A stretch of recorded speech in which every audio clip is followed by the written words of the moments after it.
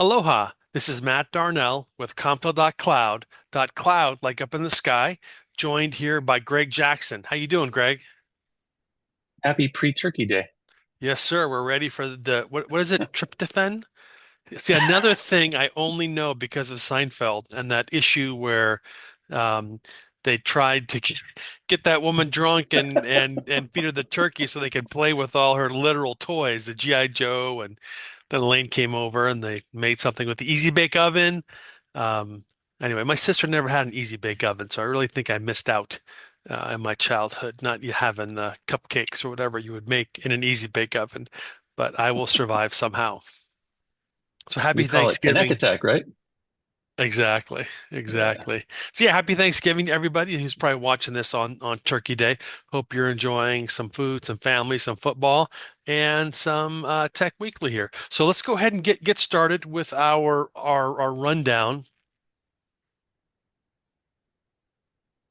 Okay, so Windows, and Microsoft has this new thing that they are putting it out, and it's they say security is our top priority, with that. So one, that's not true. I mean, Microsoft would act very different if it was their top priority for that. So they have this Windows resilience initiative, and one thing that really caught my eye because this started in November of 2023, and what they say is they have put. 34,000, man hours. Oh, I'm not finding it here, but 34,000 man hours equivalent engineers, excuse me, 34,000 engineers. Here it is. We focus the equivalent of 34,000 full-time engineers on the highest priority security challenges. And that's impossible. I mean, that's got to be just some AI equivalent or something like that. Because if you go Yes. to a link here in there and you look at it, when it talks about all the different things it's going to do, it's really crazy. And when was it launched? It was launched in November of 2023, right? So in literally about a year, 34,000 engineers. That, I mean, it's absolutely ludicrous. And I remember like when Windows Firewall came out, it's like Windows was so insecure they couldn't fix it. They had to build a moat and a wall around the wall they already had. So this is just going to be another wall outside of the wall, that people that have to get through. Anyway, so Microsoft absolutely needs to get serious about this. Windows So Defender, I remember that one. absolutely. So Yeah. D-Link here is kind of interesting. These routers were end of sale about maybe 2018, but there's this bug that is so bad they're requesting that people just throw it away and buy a new one. Now, there's two ways to think about this. One is they've lost the source code and they can't recompile it and fix the problem, or it's so ingrained in the code, in the firmware of the router that it's truly unfixable.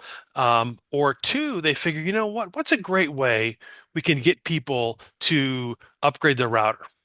Let's tell them there's a big issue and you got to buy again. And even if only 20% of them buy D-Link again, that's a lot of sales, for that. Yeah. And anybody new buying routers, they're not going to read this kind of stuff and think, oh, D-Link, is having this kind of problem. But I get, and it said it's been kept under wraps, given the potential for wide exploitation, which is absolutely crazy that, it's so bad. It makes you wonder, when did this, actually come about? Who's known about it all these times?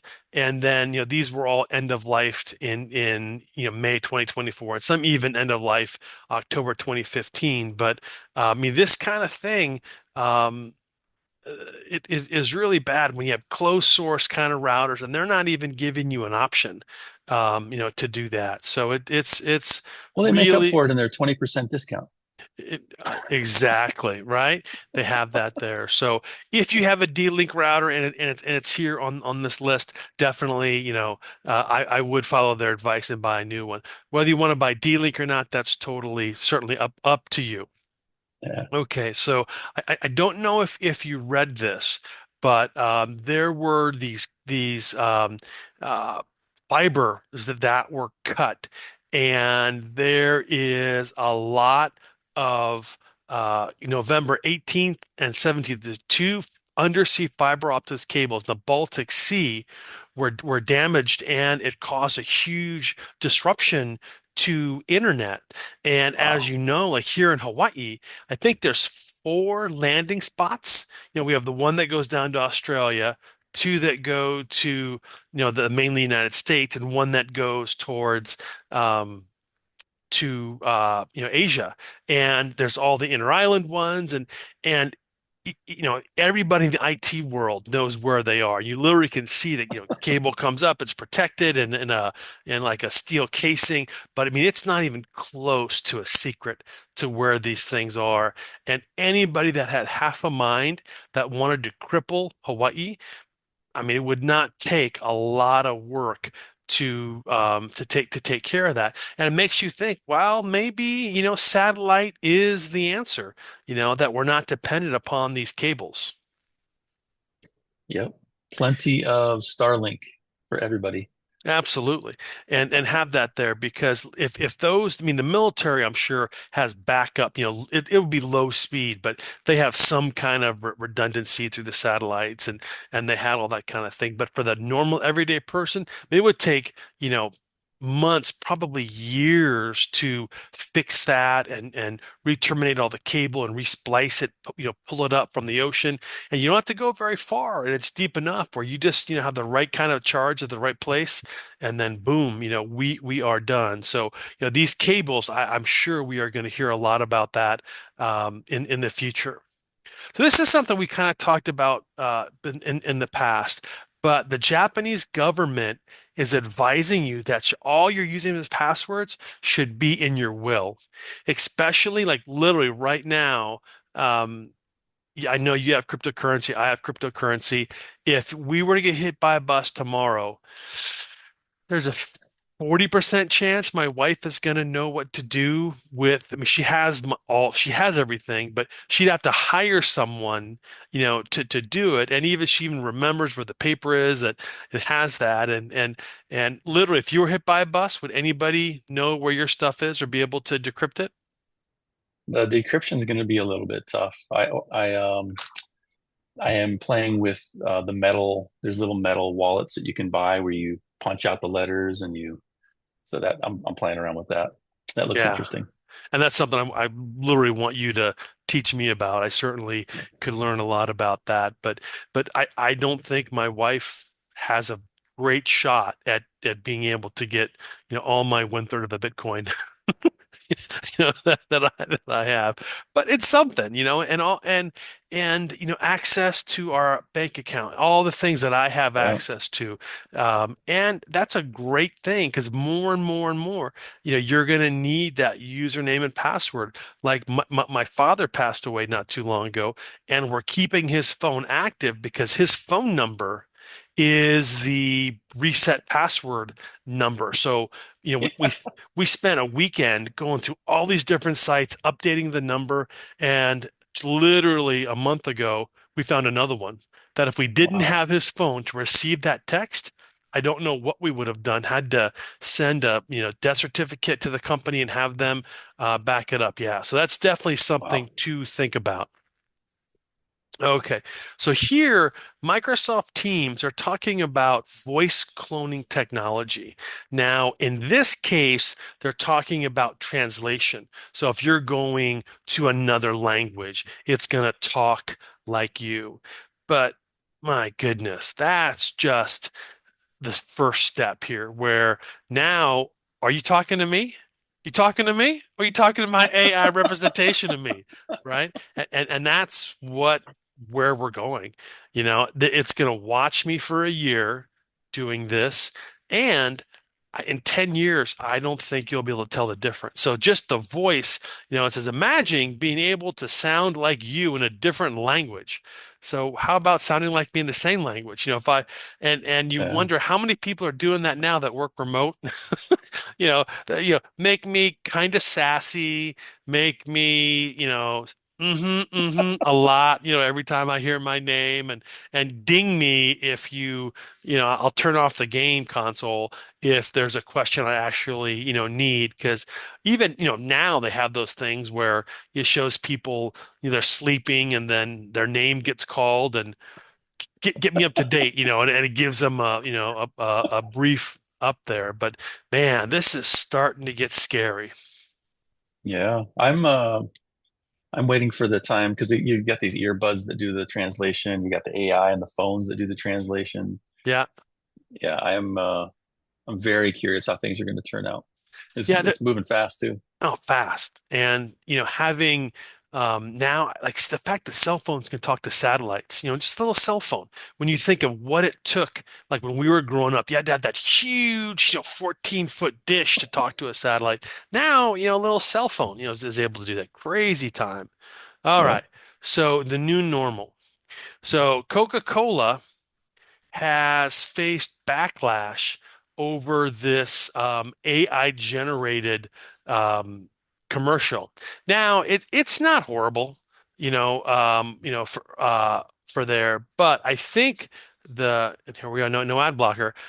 It's one of those things where uh, the artists, the writers are starting to worry about their jobs. I mean, imagine Yeah. how many people are going to lose their job. Forget about just the people that write the stuff and the actors, but the makeup artists, the electricians, the people that build the sets, the people that do the editing afterward, the people that make the sandwiches and the food trucks for them, the security guards letting people in and out of the gate. So I understand, this huge backlash. Fans are calling disaster. I saw it. It wasn't that bad. I mean, and then all the artists are saying it had no soul, it had no this, it had no that. I don't know. It wasn't that bad, but I think it's more they're worried about their job. I mean, look at this picture. That guy looks Yeah. real. Now, I'm sure somebody's going to go in there and blow up the pixels and say, well, this shadow's not right and that shadow's not right. And if I look at the reflection in his eyes, I can't see, something like that. But, um, You can I tell in the movement of the cars, it's kind of like doesn't isn't going straight, but it's exactly. it's art. I mean, I think people are free to if you don't like the commercial, don't watch it. It's okay. Yeah. And don't Yeah. buy it. But as far if I was in Hollywood and I was struggling to be an actor, I would be worried.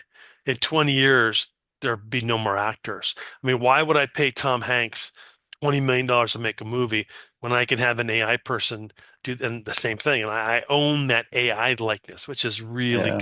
kind of scary. All right.